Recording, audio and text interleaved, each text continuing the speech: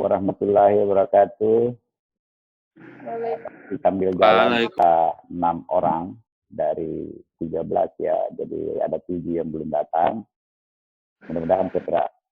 Jadi saya mohon maaf karena ada rapat di WHO ya, rapat mendadak. Sehingga saya akan memberi kuliah dari sini.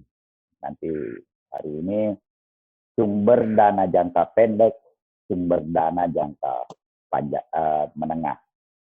Itulah yang akan saya share screen untuk Anda. Dan kemarin juga saya sudah kirim 3 hal yang paling penting di dalam sumber dana jangka pendek. Yang pertama adalah pengertian sumber dana jangka pendek. Jadi pemahaman kita terhadap apa sih itu sumber dana jangka pendek. Ada kemudian kita bicara tentang pembelanjaan spontan dan pembelanjaan tidak spontan. Nah, saudara, sebagaimana kita ketahui manajemen keuangan itu bagaimana mencari sumber-sumber dana. Yang bisa kita lihat sumber-sumber dana itu ada di sisi pasifa. Ya. Dan bagaimana menggunakan dana-dana yang berasal dari sumber-sumber dana tadi secara efektif, efisien digunakan di Aksipa itu kalau kita lihat raja. Nah, kali ini kita bicara tentang sisi pasifa. Dari mana sih asalnya dana atau modal dari perusahaan itu? Nah, itu kira-kira pertamanya. Kemudian berikutnya apa pengertian dari sumber dana jangka pendek? Jadi asal dana dari modal yang ditanam atau diinvestasikan dengan batasan waktu kurang dari 1 tahun dan harus dikembalikan kepada pemiliknya. Sumber dana jangka pendek dapat dari sumber internal, misalnya hutang lancar, dan dari sumber ekstern atau eksternal, pinjaman jangka pendek. Nah, sumber dana jangka pendek dapat dikelompokkan berdasarkan spontan tidaknya pembelanjaan tersebut. Apakah secara mendadak, misalnya tiba-tiba kita butuh sumber itu ketika kas kita menipis, agar operasi perusahaan tetap berjalan dengan baik. Nah, jadi ada berdasarkan spontan atau tidak spontan, artinya ada dana yang tersedia yang gampang kita dapat. Misalnya bank mau memberikan fasilitas kredit dan sebagainya yang tidak butuh waktu lama. Tentu bank akan memberikan ke kita, misalnya kalau perusahaan kita memang sudah selama ini bonafide, ya dianggap bonafide oleh bank. Nah, pembelanjaan spontan. Pembelanjaan spontan yang jumlahnya tergantung kepada kegiatan operasi perusahaan dan dapat diperoleh dari A. Rekening accrual, yaitu rekening yang terjadi karena pembuatan laporan keuangan berbeda dengan periode pembayarannya, seperti hutang gaji, hutang pajak. Nah, hutang gaji itu misalnya sekarang tanggal 25, biasanya gaji dibayarkan gaji itu nanti awal bulan. Tiba-tiba kita butuh dana, maka gaji yang diperuntukkan untuk membayar nanti tanggal 30 atau awal itu bisa kita manfaatkan segera. Nah, yang penting sudah ada, misalnya juga pajak, kadang-kadang kita sudah alokasikan untuk membayar pajak tahunan, tapi masih bulan 12, belum, masih awal-awal bulan 12, atau awal-awal April biasanya yang dibayar itu pajak. Nah, masih bulan 1, nah bisa kita gunakan itu, hutang pajak, hutang gaji, dan seterusnya, masih banyak. Trade credit itu apa? Itu hutang dagang. Hutang yang timbul ketika perusahaan membeli bahan baku yang disertai dengan syarat pembayaran dari penjual.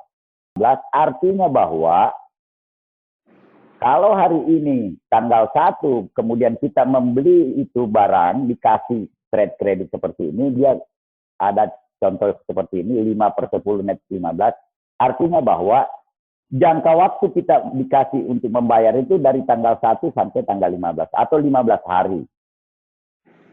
15 hari. paling lama itu kita sudah harus bayar. Nah, 5/10 itu artinya gini, kalau kita membayar tanggal 1 sampai, tidak sampai misalnya tanggal 10, tidak sampai tanggal 15 ya, katakanlah tanggal 10 saja. Nah, kita mendapat cash discount namanya. Jadi tidak 100% kita bayar itu tadi, itu barang-barang yang kita beli dengan trade credit ini. Jadi hanya dapat 95% kita bayar. Nah, kalau mau ambil itu bayarlah dari tanggal 10 hari. Sebelum 10 hari kalau mau dapat cash discount.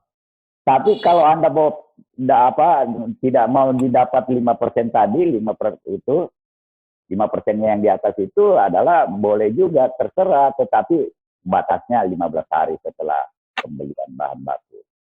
Itulah kira-kira trade credit. Ya. Nah, kemudian ada penjelasan lebih lanjut trade credit. Nah, ada 3 macam. Ada open account, ada not payable, ada trade acceptance. Saya kira ini nanti open account itu biasanya penjual mengirim barang yang dipesan disertai faktur yang berisi tentang jumlah barang, harga barang, dan total harga disertai dengan syarat pembayaran. Misalnya tadi, seperti tadi. Kalau di sini saya tulis 4/7 net 15. Berarti jangka waktunya kita setelah kita terima barang itu 15 hari. Sudah harus dibayar lunas. Tetapi kalau saat hanya 1 minggu, sebelum 1 minggu kita sudah lunasi, maka kita dapat diskon 4%. Cash discount namanya, 4%. Nah, berarti kita tinggal bayar 96% dari total harga tadi. Nah, itu yang saya sudah terangkan tadi. Kemudian yang kedua, not payable. Biasanya pembeli lalai dalam melunasi hutangnya sesuai waktu yang tertera dalam open account. Lebih dari 15 hari misalnya dalam contoh kasus itu. Sehingga penjual mengirim faktur open account tadi tersebut disertai dengan ketentuan kapan waktu melunasi hutangnya. Dan pembeli yang lalai tadi harus bertanda tangan. Dikirim faktur ulang. Karena sudah lebih dari 15 hari. Berubahlah dia dari open account menjadi not payable. Hutang wesel. Nah, yang ketiga adalah trade acceptance. Biasanya penjual ini, artinya kalau not payable sudah tidak mangkir lagi, maka terbitlah trade acceptance. Ya. Nah, biasanya penjual menarik draft tadi, yang not payable tadi, pembeli yang memerintahkan kepada langsung sudah menunjuk bank yang akan membayar trade acceptance tadi.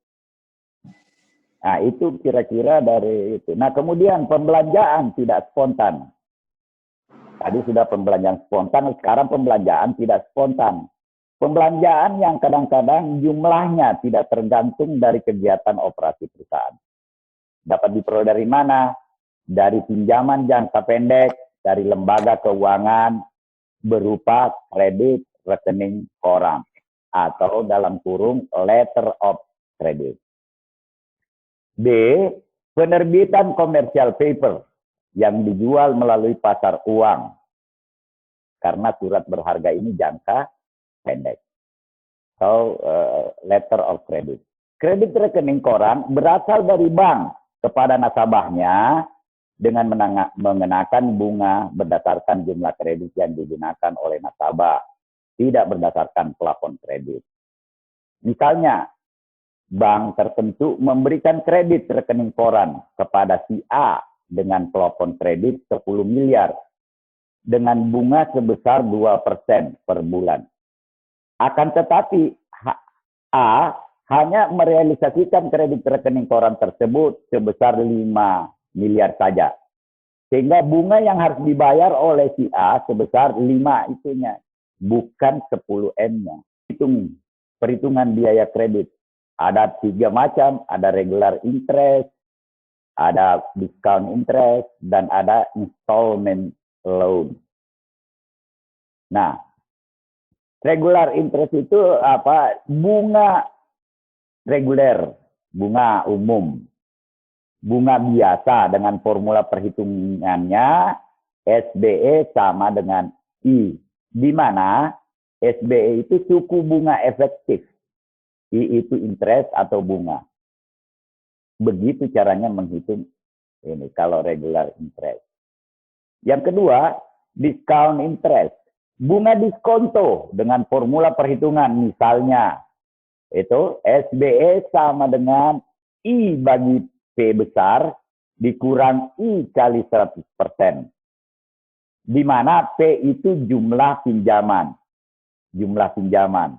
Installment loan. Pinjaman yang diangsur dengan formula perhitungan SBE sama dengan I dibagi P dibagi 2 kali 100%. Jadi ketiga perhitungan biaya kredit ini berbeda-beda. Tergantung banknya yang menyediakan tadi pembelanjaan spontan bagi perusahaan kita. Nah, contohnya ada PT XYZ meminjam pada bank ABC untuk jangka waktu 6 bulan sebesar 2M dengan bunga sebesar 1% per bulan. Tentu SBE jika pinjaman tersebut merupakan tentukan SBE itu baik regular interest, discount interest, installment loan. Itu contoh soalnya. Nah, jawabannya ada di situ. Yang saya sudah kirim ya, SBE sama dengan regular interest. Sama dengan 6 bulan kali 1% berarti 6% bunganya, regular interest-nya. Kalau dijawabnya dengan SBE discount interest, SBE itu DI sama dengan itu akhirnya dapatnya 13,6%. Dimasukkan saja masalah-masalah tadi, contoh-contoh soal tadi, kemudian masukkan sesuai dengan simbol-simbol interest, itu saya kira akan menemukan SBE discount interest. Nah, yang ketiga, SBE installment loan. Sama dengan itu, SBIL itu sama dengan itu rumusnya dimasukkan 12%. Jadi kalau kita ditawarkan misalnya model bunga yang kayak begini oleh bank, tentu kita akan memilih regular interest karena bunganya lebih kecil, hanya 6%. Kalau kita dikenai diskon interest itu 13,64%. Dan kalau kita pakai installment loan itu 12%. 2 kali lipat dari SBE regular. Nah, kita sebagai pemimpin perusahaan tentu harus bernegosiasi untuk menentukan ini. Sumber dana yang bersifat jangka pendek ini. Nah, saya kira itu. Kemudian, apa itu commercial paper? Surat pernyataan hutang yang menyebutkan sejumlah uang yang akan dibayar saat jatuh tempo. Biasanya 2 sampai 11 bulan. Itu menurut Weston. Dan Copeland 1986 di halaman 367. Nah, commercial paper tadi disingkat CP. CP dapat dijual kepada pihak lain melalui dealer di pasar uang dengan memberi diskon kepada pembeli dan pihak pembeli akan menerima pembayaran dari pihak perusahaan yang menerbitkan CP tersebut saat jatuh tempo. Commercial paper tadi memiliki kesamaan dengan note payable tadi, ya, hutang wesel. Yaitu keduanya sama merupakan surat pernyataan hutang. Akan tetapi note payable berhubungan dengan transaksi perdagangan, sedangkan commercial paper diperdagangkan berhubungan di pasar uang. Itu bedanya. Nah, kemudian perusahaan penerbit commercial paper tadi akan membayar komisi kepada pembeli commercial paper dan fee kepada dealer yang menjual CP tersebut di bursa efek. Biasanya 1% dari nilai nominal commercial paper pada saat jatuh, saat transaksi jual beli. Nah, contoh perhitungannya, formula perhitungan biaya tahunan dari CP itu begitu oleh Vincent. Itu 1987 halaman 598. Ini Pinches ini adalah penulis buku literatur keuangan. Nah, itu kalau sebelum pajak, itu KB dan seterusnya, lihat sendiri. Nah, di mana KB itu biaya komersial paper, HJT harga jatuh tempo dari komersial paper tadi, HJ harga jual, D diskon, JT jumlah hari jatuh tempo. Nah, kalau rumusnya setelah pajak, after tax, itu KB, itu tadi, KB yang ini yang sudah didapatkan dengan formula tadi, dikalikan 1 dikurang pajak. Nah, fee kepada dealer, caranya menghitung, HJT-nya dikalikan fee, dikalikan JT, dibagi 365 hari. Jadi perusahaan XYZ menerbitkan komersial paper dengan harga 95.000. Nilai nominal jatuh tempo 100.000 dan jangka waktu jatuh tempo 108 hari. Fee kepada dealer sebesar setengah dari 1%, berarti 0,5%. Nah, jawabnya ini, jadi ada komisinya, jadi ada fee, ada komisi, biaya anualnya menjadi 11,20% dari kasus tadi. Jumlah uang yang akan diterima oleh perusahaan atas penerbitan CP tersebut adalah 89.753,43. Dari mana diperoleh? Harga CP-nya 95.000 dikurangi fee dan komisi sebesar 5.246,58. Itulah kira-kira cara menghitung komersial paper. Saudara, sampai detik itu bisa Anda bisa bertanya sama saya berkaitan itu. Saya sebentar dulu